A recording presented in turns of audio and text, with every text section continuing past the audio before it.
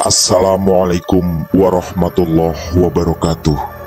Selamat jumpa kembali sahabat-sahabat viewer dan subscriber channel Titah Misteri. Kali ini kami akan membawakan sebuah kisah misteri dengan judul Pinjaman Nyawa di Gunung Kawi. Selamat mengikuti.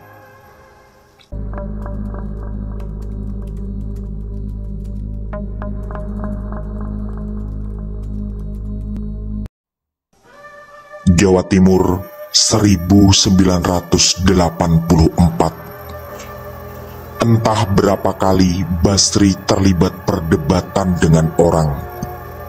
Di zaman ketika masih banyak orang terlalu percaya dengan klinik, Basri punya cara berpikir berbeda, termasuk tentang Gunung Kawi.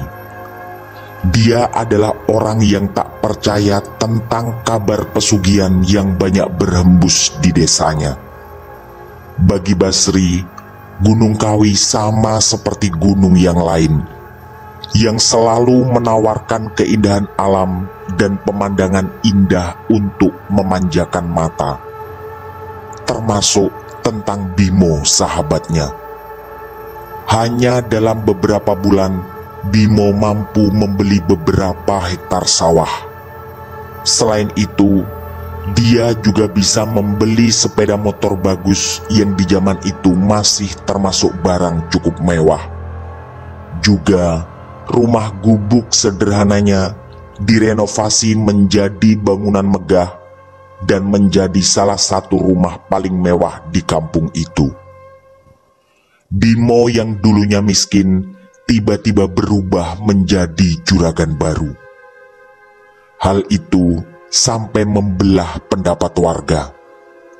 Sebagian berpendapat itu adalah hasil kerja keras Bimo selama 1,5 tahun merantau di Malaysia. Tapi tak sedikit pula yang dengan nyinyir mencibir dan menyebarkan berita bahwa Bimo adalah pelaku pesugihan Gunung Kawi. Menurut mereka, mustahil Bimo bisa mengumpulkan harta sebanyak itu hanya dalam waktu 1,5 tahun perantauan. Apalagi dibandingkan dengan perantau lain di kampung itu yang juga beberapa mengadu nasib di Malaysia, yang biasanya bekerja sebagai kuli bangunan atau menjaga warung makan. Intinya, mustahil Bimo bisa sekaya itu dengan cepat. Entahlah pendapat mana yang benar. Yang jelas, Bimo sepertinya sadar dia jadi bahan pergunjingan. Seringkali dia mengatakan pada tetangga-tetangganya bahwa dia hanyalah menjalankan bisnis titipan yang modalnya berasal dari temannya di Malaysia. Dia bukanlah pemilik semua sawah itu. Seorang teman yang dikenalnya di Malaysia menaruh kepercayaan padanya, dan dia diminta membeli sawah beberapa untuk diolah dan hasilnya akan dibagi dengan temannya itu. Keterangan Bimo bagi sebagian orang terdengar masuk akal, tapi tetap tidak bagi yang lain. Apalagi jelas-jelas semua sertifikat itu dirubah namanya menjadi Bimo. Lagi-lagi tak jelas mana yang benar. Untungnya kekayaan mendadak tak membuat Bimo berubah menjadi orang yang sombong. Penampilan, cara bicara dan pergaulannya tak jauh berbeda dibanding dulu. Saat rumah gubuknya masih reot dan masih bekerja menjadi buruh tani atau kuli bangunan di kampung ini. Pergunjingan tentang kekayaan Bimo selalu menjadi topik hangat di mana-mana, terutama bagi mereka yang tetap penasaran tentang sumber kekayaan yang terasa tidak masuk akal. Beberapa orang kaya di kampung itu juga terlihat sangat antusias setiap kali ada pembicaraan tentang Bimo. Mungkin mereka iri melihat kekayaan Bimo yang melejit dan bisa melewati apa yang mereka miliki. Suatu hari, ada kejadian yang membuat semakin banyak warga menuduh Bimo sebagai pelaku pesugihan. Joni, anak satu-satunya Bimo, meninggal dunia. Kabar yang beredar, sebelum meninggal Joni sering bercerita pada para tetangga bahwa dia sering bermimpi bertemu makhluk yang bentuknya mengerikan. Dan makhluk itu memanggil-manggil namanya. Katanya, bukan hanya sekali dua kali mimpi itu dialami, dan suara yang memanggil namanya sangat jelas terdengar. Kata beberapa orang, memang begitulah salah satu ciri orang yang akan dijadikan tumbal. Laki-laki lucu berumur sekitar 7 tahun itu memang akhir-akhir ini tak seperti teman-teman seusianya. Menjadi pendiam, sering bengong dan terkadang bicara sendiri di pos ronda atau kebun kecil belakang rumahnya. Juga ada yang mengaku melihatnya tertawa terkekeh, lalu dengan cepat berubah menangis yang tak jelas apa penyebabnya. Perilaku aneh itu terjadi beberapa minggu terakhir, dan setidaknya ada 5 atau 6 orang yang mengaku menyaksikannya. Ada yang bahkan sempat mengira Joni mengalami gangguan jiwa. Tapi dugaan itu lalu menghilang ketika Joni meninggal.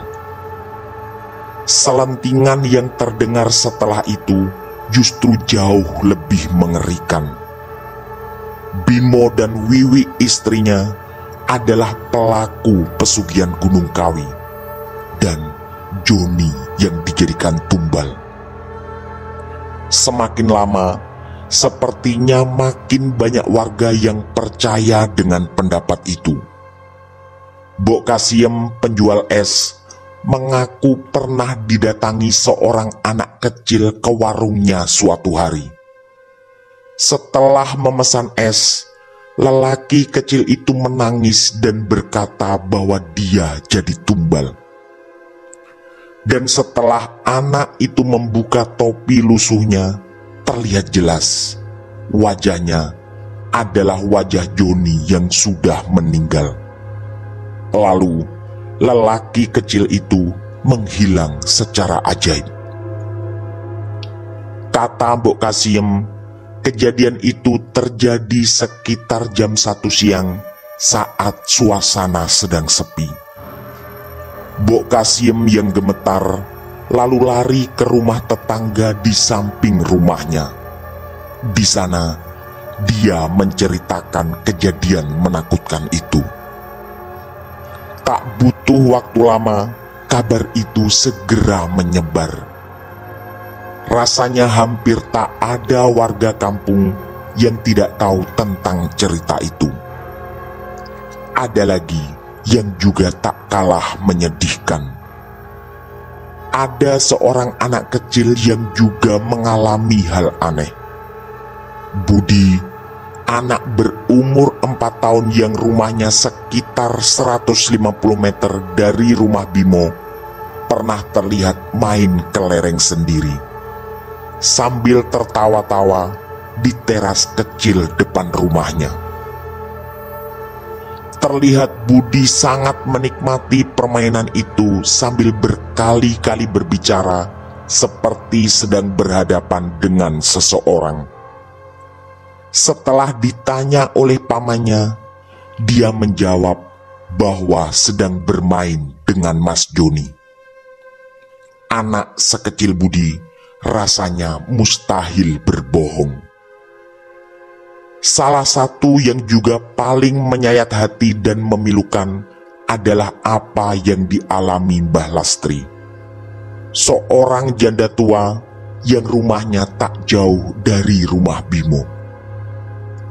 Tengah malam, ketika Mbah Lastri sedang sendirian di dapur, terdengar suara orang menangis di belakang rumah. Karena penasaran, Mbah Lastri pun memeriksa keluar. Tiba-tiba, sosok Joni langsung melompat dan memeluknya. Dalam pelukan Mbah Lastri, Joni menangis sejadi-jadinya. Intinya, Joni menyampaikan bahwa dia sebenarnya masih ingin hidup. Dan menurut Mbah Lastri, berkali-kali Joni menyebut Gunung Kawi. Mbah Lastri yang terkejut hanya bisa memeluk Joni sambil terus mengelus-elus punggungnya. Bahkan, Mbah Lastri juga sempat memberi segelas air putih pada Joni, dan anak itu menghabiskannya. Setelah kejadian aneh itu, sosok Joni tiba-tiba menghilang. Dan Mbah Lastri baru sadar bahwa Joni sudah meninggal beberapa hari sebelumnya. Karena ketakutan, Mbah Lastri sempat berteriak memanggil anaknya yang rumahnya bersebelahan dengannya. Sang anak yang langsung datang lalu memeriksa keluar. Dan seperti yang diduga, tak ada siapapun di sana. Sepertinya sulit bagi Bimo untuk menghilangkan tuduhan itu.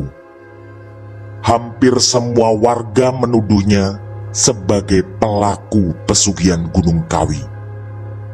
Hanya tinggal beberapa orang tua di kampungnya yang berusaha dengan bijak menanggapi dan selalu menyarankan warga untuk bersimpati pada Bimo. Karena kehilangan anak satu-satunya, daripada justru membuat tuduhan yang tak bisa dibuktikan secara kuat. Kata salah satu sesepuh, tuduhan jelek seperti itu tak bisa hanya didasarkan pada cerita-cerita yang belum jelas asal-usulnya. Dan lagi, orang yang sudah meninggal tak mungkin bisa kembali untuk mengabarkan sesuatu. Tapi, kabar bahwa Bimo dan Wiwi adalah pelaku pesugihan Gunung Kawi menjadi makin liar dan kuat. Setelah 3 orang mengalami dan menyaksikan hal yang sama. Ketiga ibu itu sedang berjalan kaki setelah turun dari sebuah angkutan umum sepulang dari pasar. Sambil ngobrol, mereka bertiga melihat ada bayangan yang melintas. Dan setelah saling bertanya, ternyata penglihatan mereka sama, bahwa itu adalah seorang anak berwajah Joni. Wajahnya seperti menampakkan kesedihan luar biasa, sambil menatap mereka bertiga seperti ingin menyampaikan sesuatu. Kabar bahwa Bimo dan Wiwi adalah pelaku pesugihan Gunung Kawi benar-benar tak bisa dikendalikan. Sulit bagi warga percaya bahwa kekayaan Bimo benar-benar berasal dari bisnis halal, seperti yang pernah diceritakannya. Cibiran dan hinaan pada Bimo terdengar seantero kampung. Bahkan, sebagian kecil warga yang tadinya ragu, kini banyak yang menjadi percaya bahwa semua tuduhan itu bisa jadi memang benar adanya. Sekitar 7 hari setelah kematian Joni, kampung itu menjadi mencekam. Awalnya, ada yang menyaksikan Wiwi terlihat murung dan berbicara sendiri. Kemudian, menangis berguling-guling di kebun kecil belakang rumahnya. Konon, sempat terdengar kata Gunung Kawi dalam tangisannya itu. Dan sekitar seminggu kemudian, Wiwi meninggal karena kecelakaan. Warga pun kembali berspekulasi dan terbelah menjadi banyak pendapat. Ada yang mengatakan Wiwi juga menjadi tumbal. Tapi ada yang berpendapat bahwa itu hanyalah kematian biasa dan mungkin Wiwi masih teringat anaknya sehingga tak bisa berkonsentrasi di jalan.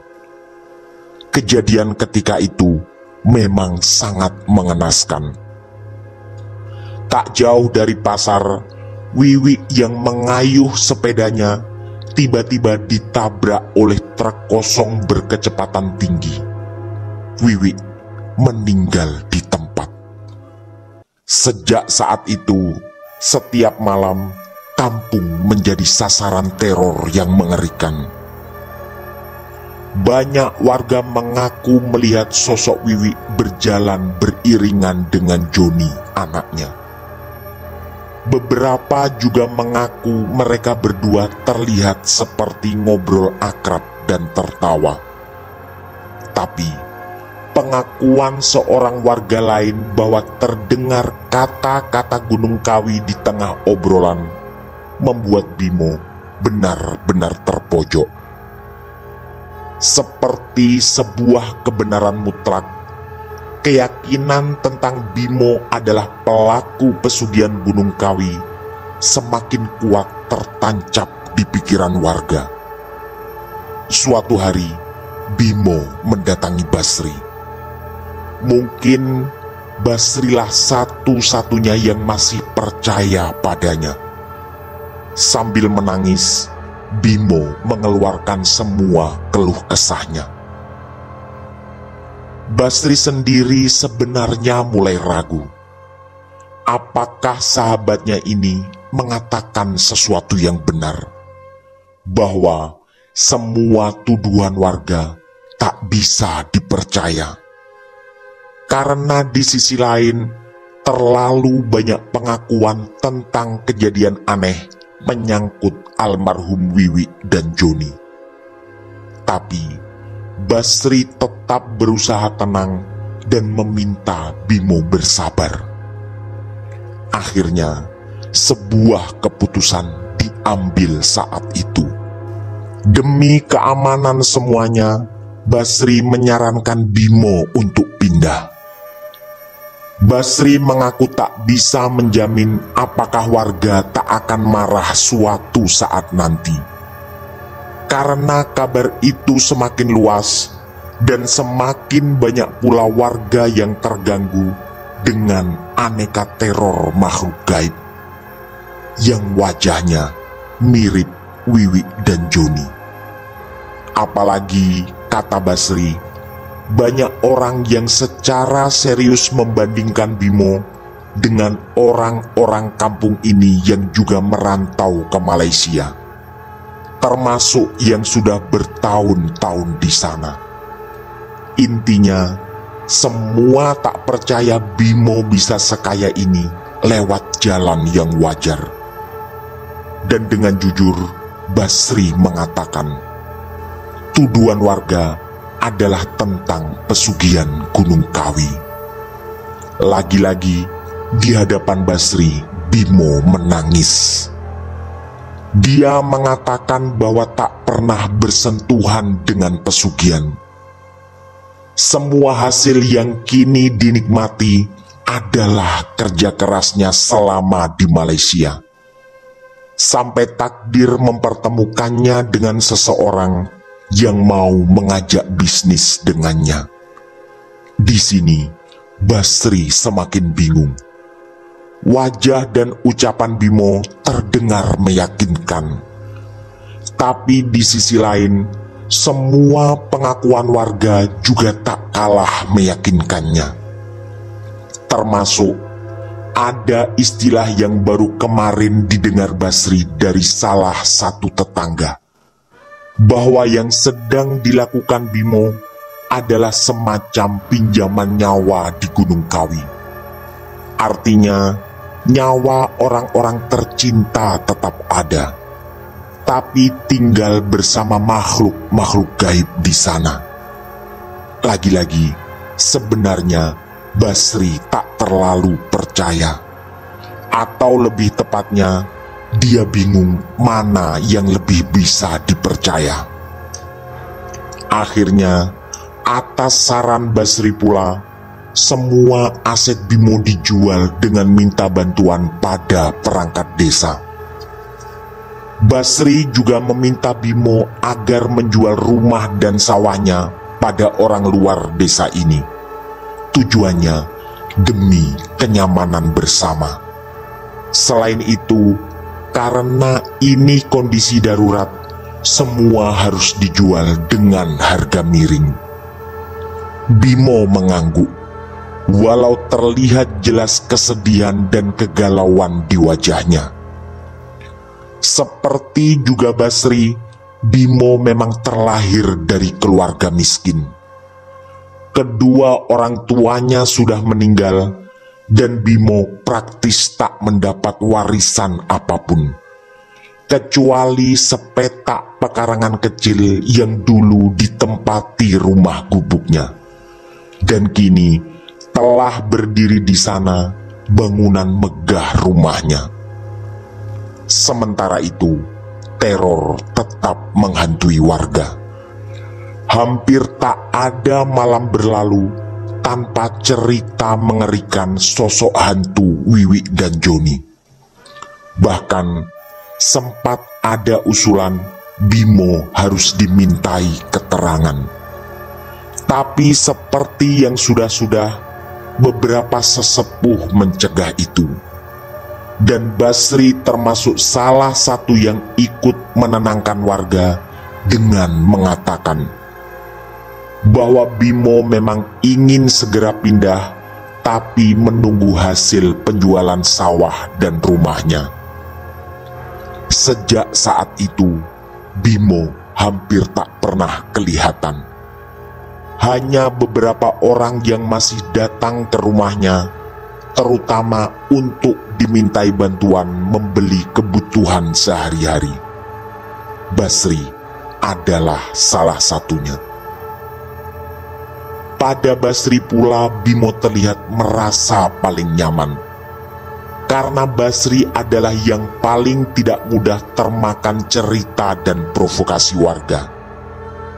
Sekitar 2 minggu kemudian, aset-aset milik Bimo berhasil terjual. Ada seorang pengusaha keturunan Cina dari kecamatan sebelah yang bersedia membayar semuanya. Tentu, harganya sangat miring dan tak seperti nilai wajar dari rumah dan sawah-sawah itu. Tapi bagi Bimo, itu sudah sangat harus disyukuri. Apalagi di kampung ini tak ada lagi siapapun. Kedua orang tuanya telah meninggal, dan bahkan kini istri dan anaknya juga meninggal, dengan membawa tuduhan-tuduhan mengerikan. Malam harinya, Bimo meminta Basri menemani di rumahnya.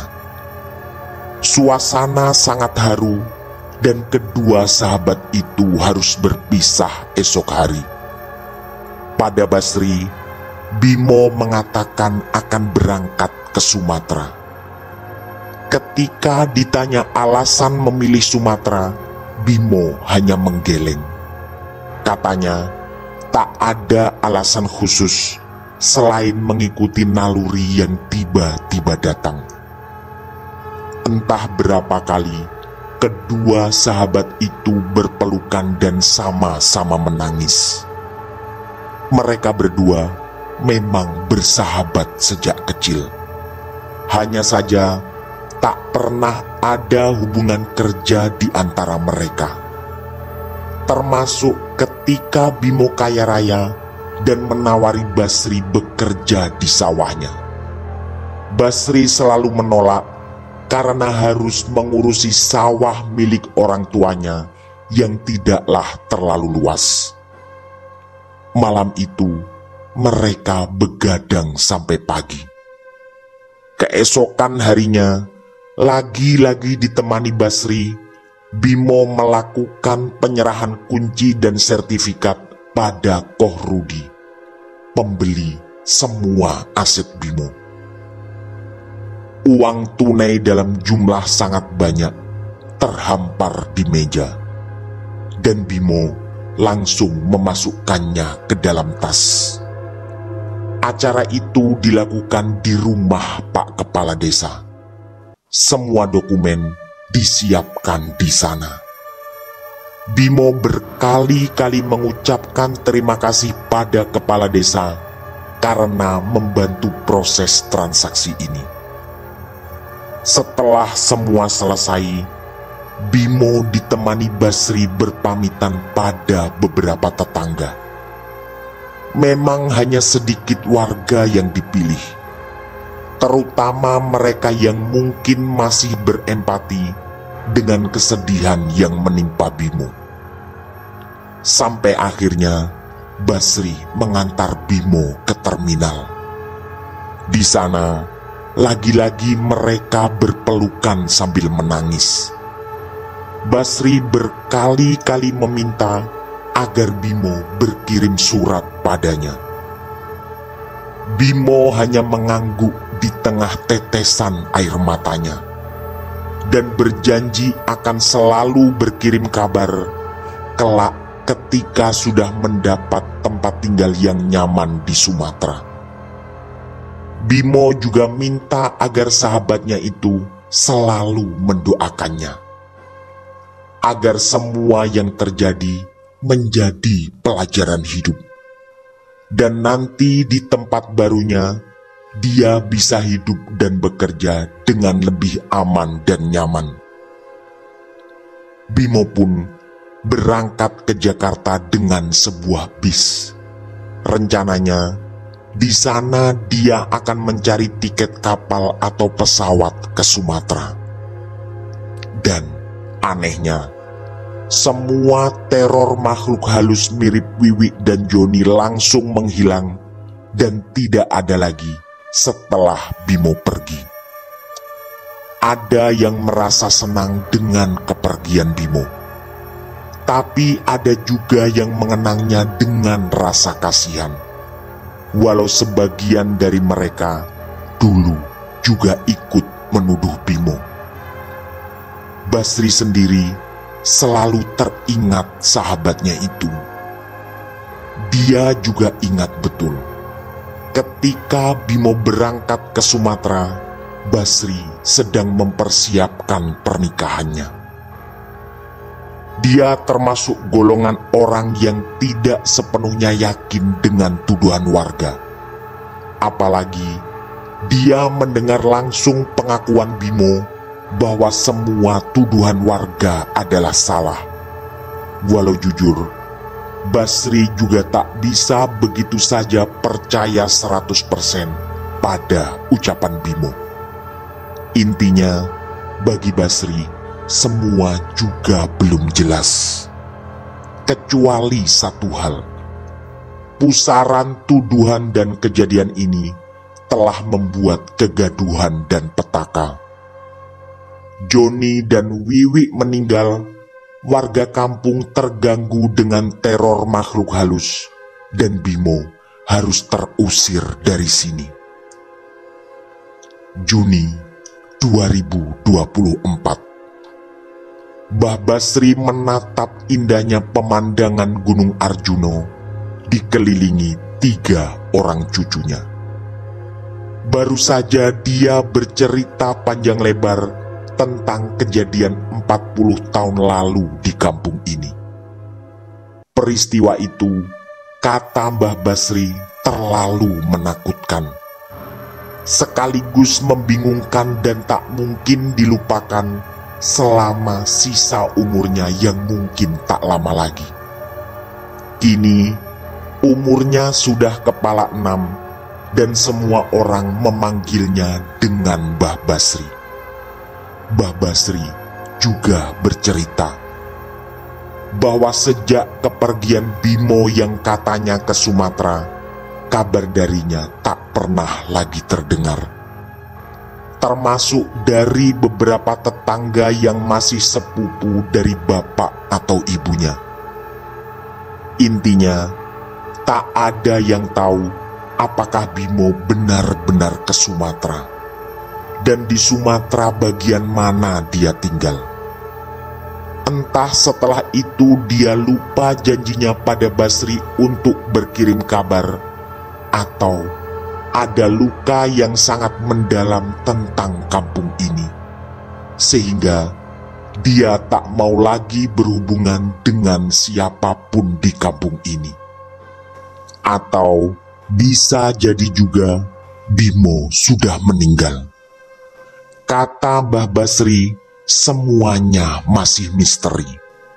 Selain misteri besar 40 tahun lalu, apakah Bimo benar-benar menjalani pesugihan Gunung Kawi? 3 orang cucu Mbah Basri yang mendengarnya bercerita tentu belum lahir ketika itu. Tapi cerita ini belum selesai. Mbah Basri mengaku pernah didatangi Wiwi dan Joni dalam mimpinya.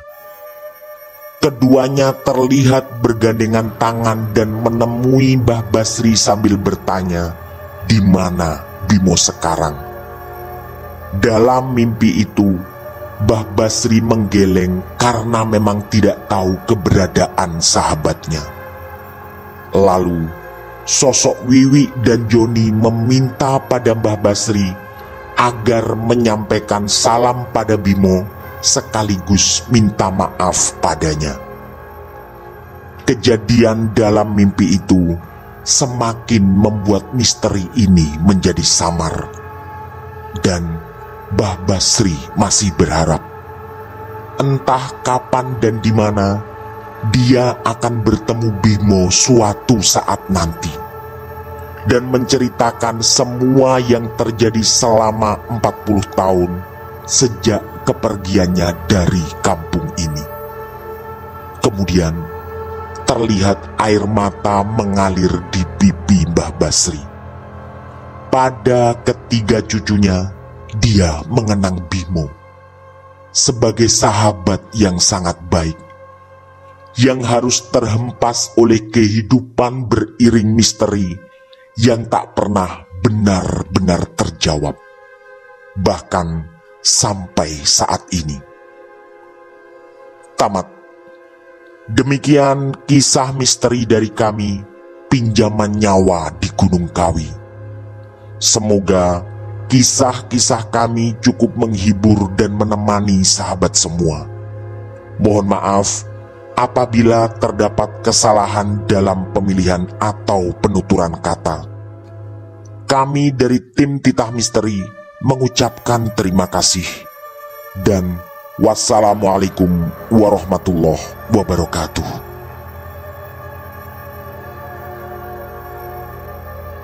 Pesan saya, jangan bercermin sendirian di tengah malam. Sampai jumpa.